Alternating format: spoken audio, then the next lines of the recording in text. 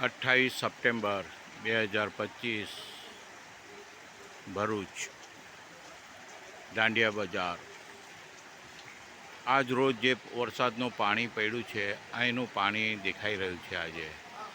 અને તમે જોઈ રહ્યા છો આ વિડીયોના માધ્યમમાંથી કે આ બધા કામ લગાવી રહ્યા છે, ટ્રેક્ટરથી લેબરો કામ કરી બી રહ્યા છે અત્યારે.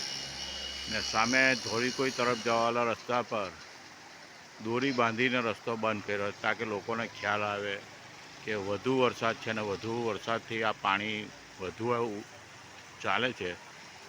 હવે પાણી ઓછું થયું છે, પબ્લિકને જવાનો રસ્તો અહીં ખ્યાલમાં આવે છે લોકોને.